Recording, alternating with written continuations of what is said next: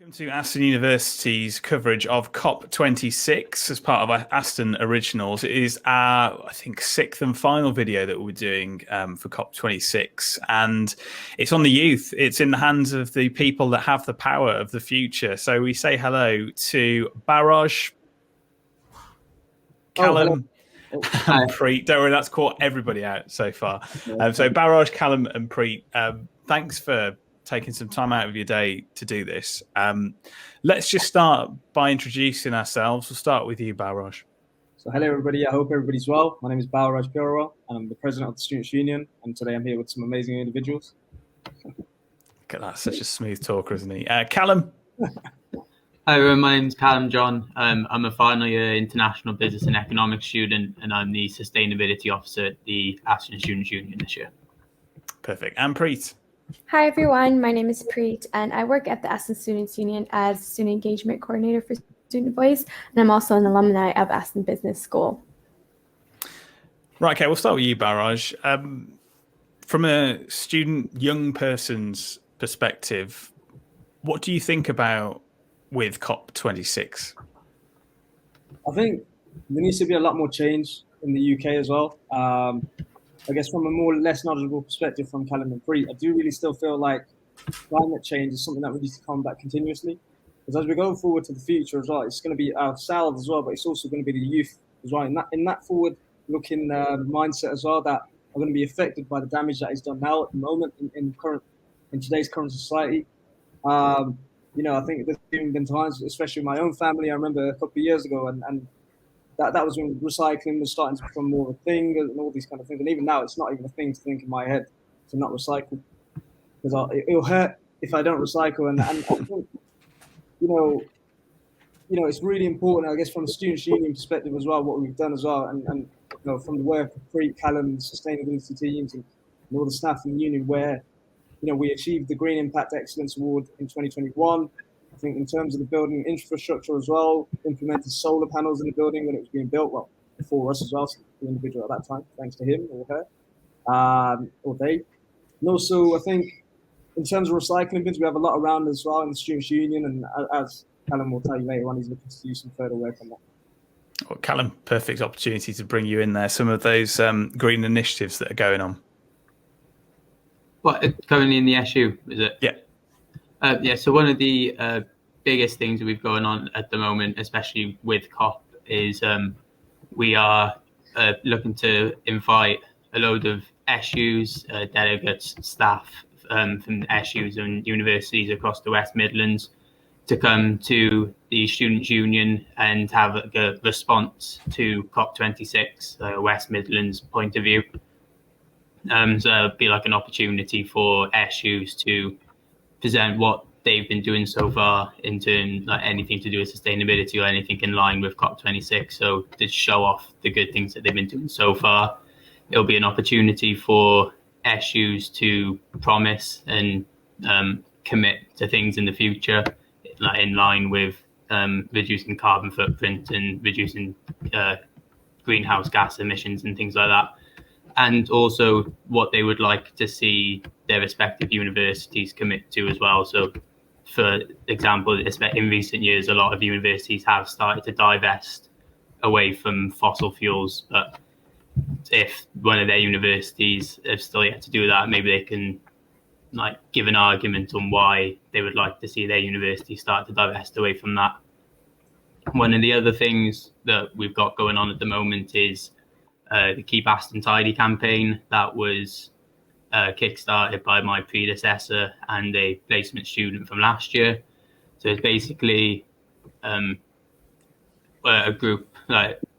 I'm ahead of the sustainability committee, which is a student volunteer group within the Students' Union, and we get together and organise some litter picks for the Keep Aston Tidy campaign, which is in line with what the university want to do, which is for their campus to become a hedgehog-friendly campus. So one of the biggest things to become a hedgehog-friendly campus is to have a nice, clean environment surrounding campus and everywhere. And one of the best things to do that is litter pick. So we get the students involved from the SU and hopefully sometimes staff from the university themselves to come along and work together to make a difference across campus. Pre-student voice, what is the voice of the students at the moment? We've seen a lot of young people taking part in climate change action, especially at the weekend, especially with the youth empowerment initiatives as well. This is something very much on the agenda for younger people, isn't it? And we don't really have to go back that far, since climate change denial was readily available in various newspaper columns. Yeah, I think for Aston students, I think they want a platform to be able to make a difference.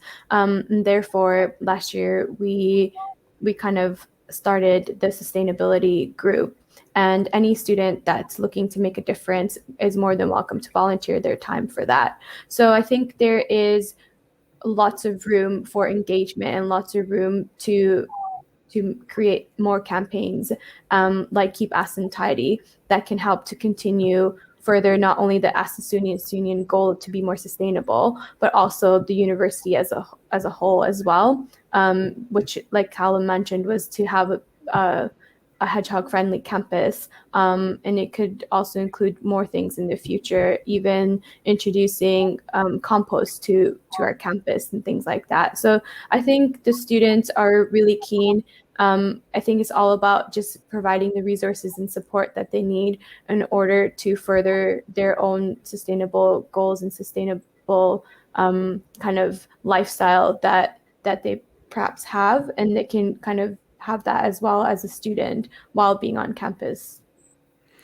Balraj, I don't suppose you saw, maybe, I don't want to sort of spring this on you, but I think it was a week or two ago on Talk Radio, there was an interview with, I think, another guy called Callum, who was a carpenter, and the presenter just went after him saying, "What, you're knocking down trees and turning them into something useful? How dare you?" And Callum, the carpenter, was saying, "Well, it's regenerative. You can grow trees, you can't grow concrete." At which the bloke said, "You can grow concrete," of which Twitter obviously did its job and trolled him for that. But how do you find it talking to people that aren't your own age and maybe are a little bit older, and you're having these conversations, and do you find that they're rolling their eyes, or do you think the conversation is slowly moving onto the same page? I think it's slowly moving onto the same page. I think for myself personally, from the conversations I've had, even I was with my auntie yesterday actually, and we was having a chat, and she was like, my grandparents always love having water bottles and all these kind of different things, and she just stopped it fully completely. And they're 65 now and all these kind of things, and that was the norm to them. But then she ended up explaining to them that we can't keep doing this as well, especially looking more forward sustainability wise. And my grandfather, he has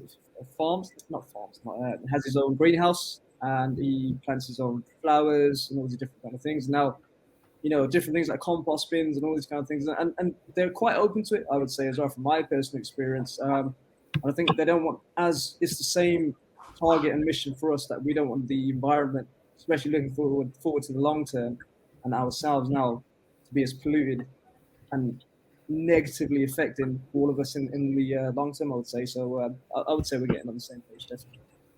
So, Callum, it doesn't always have to be huge changes, a massive move towards complete sustainability. There are little initiatives as well going on. If you talk to us about things like Veggie Wednesdays that are going on.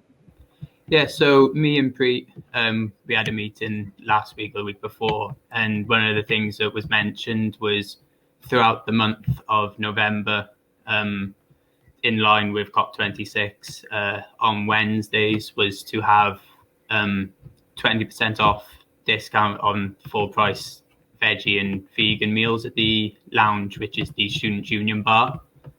So there's a wide range of burgers and wraps and top fries and all other veggie and vegan options that on the next following Wednesdays of November, students can go and get 20% off of those. Preet, is this something that you're possibly going to look at to rolling out more than a Wednesday, or is it something that you're just trialing at the moment, see what the appetite is for it? I think I think both. I think we're just trying to see what the appetite is like for students, if this is something that they want.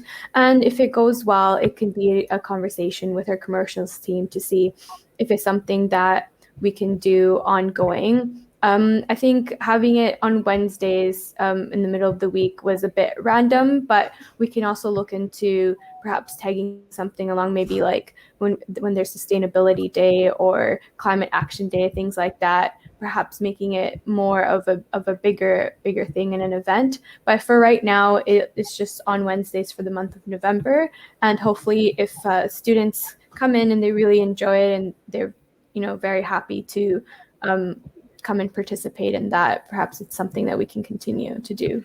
Balraj, you made the point, didn't you, is that things have moved on so quickly when it comes to alternative choices. And I'm sure you were maybe one of the people that were looking at vegan, vegetarian options not that long ago and going, I don't know if I can quite give up the meat side of it yet.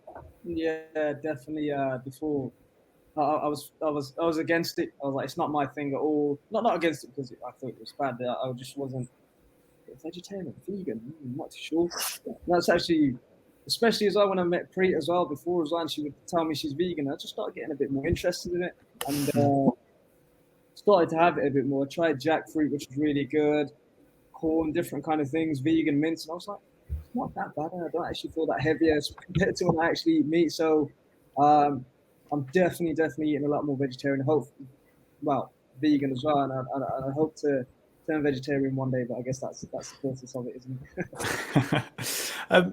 Callum, have you made any changes, or are you looking to make any changes in your life? I know there's a big long list of things. I think the BBC came out with it of things that you can do, sort of flying less, don't own a car, try vegetarian. I suppose they all seem pretty obvious. I mean, is there anything on there that we maybe wouldn't expect from you, or are you sort of just going to take it a little bit at a time?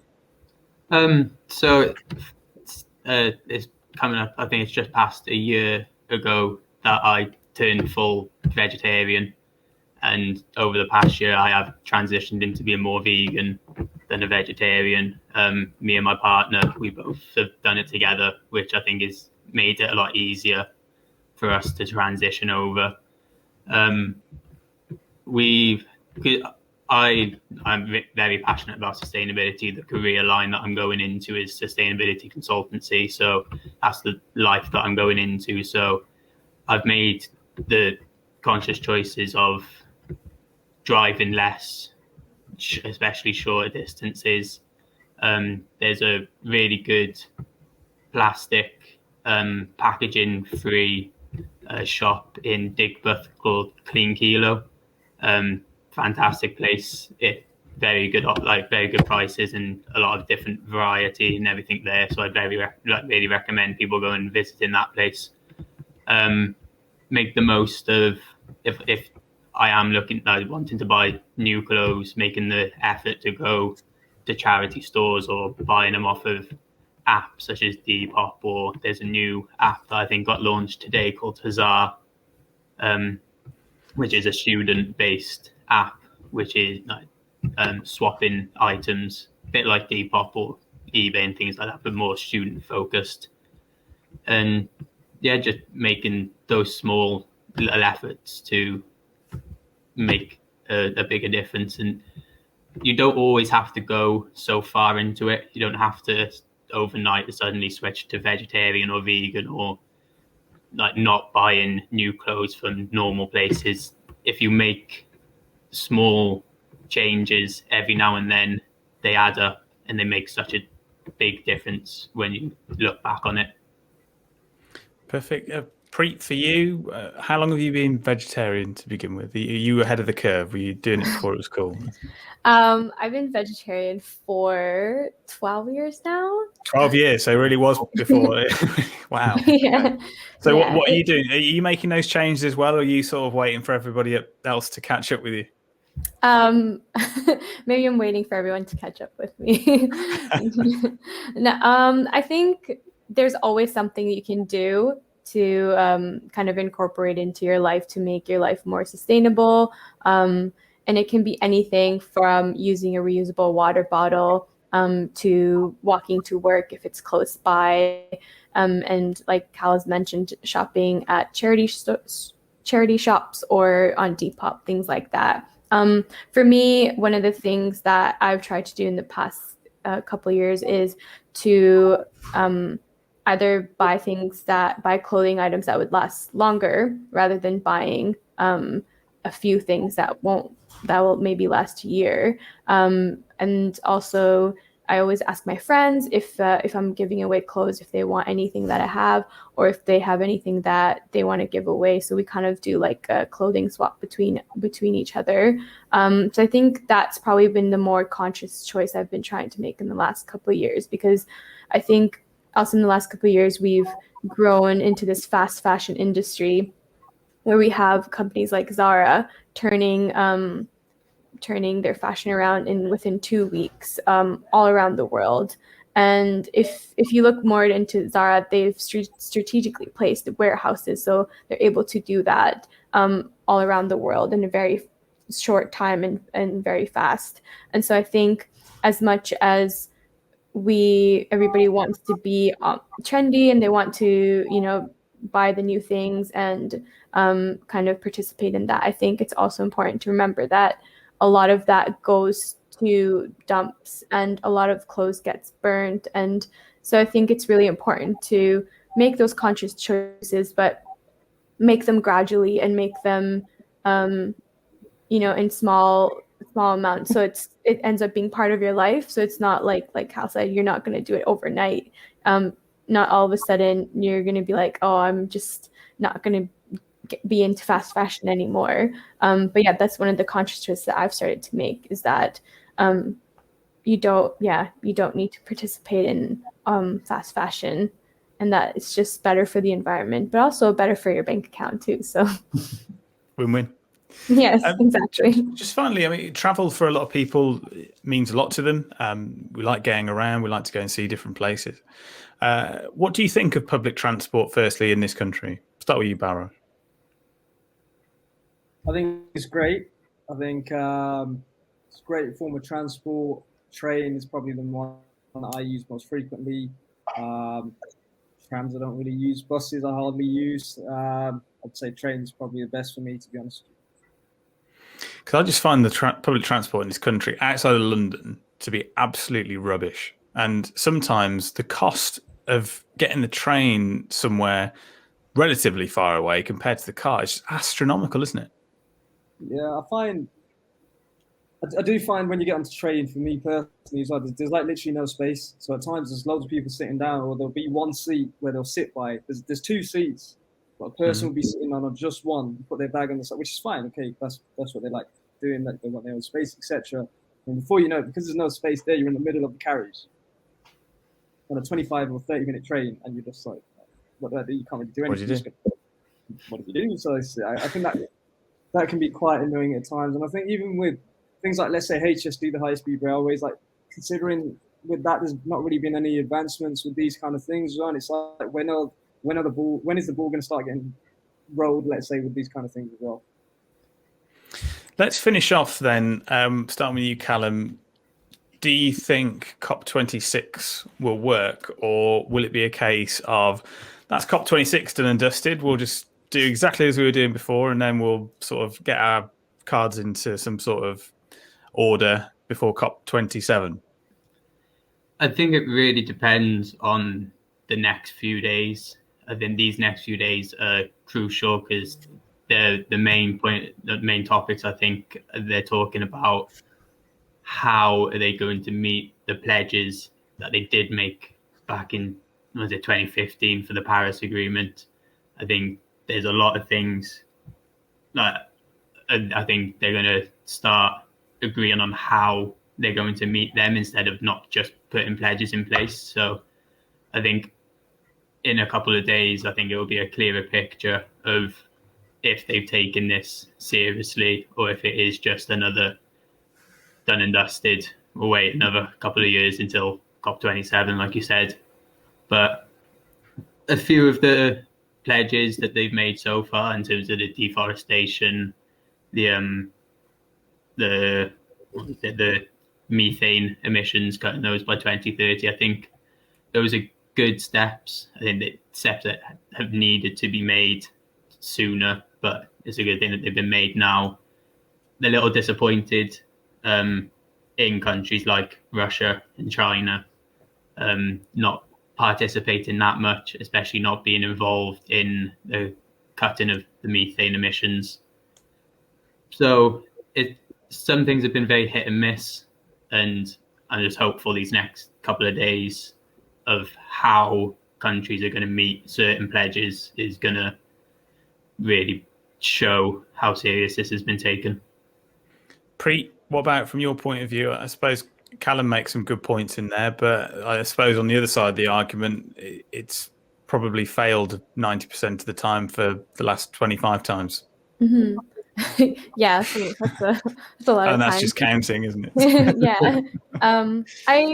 I absolutely agree with Cal's points, and especially with countries not participating fully, and that kind of a little bit can set the precedents for what's to come after this.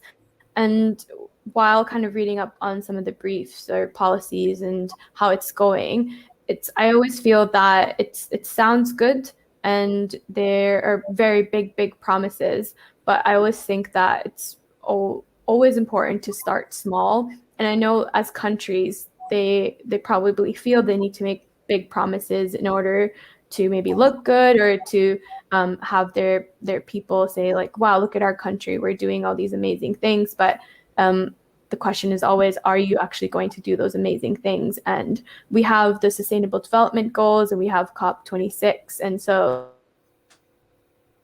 that there needs to be smaller action in terms of within communities in whatever countries there are, and to make the pledges according to that. And of course, targeting like methane or big things like deforestation is also important. But I think that should come in conjunction with other things as well. So I want to be hopeful. I don't want to say that it's not going to happen, but at the same time, I feel like it might not happen. But we'll see when COP27 comes around. We'll say cautiously optimistic, shall we? I think that's got enough of a positive spin on it, hasn't it? And Balraj, just following up on a point that you just made.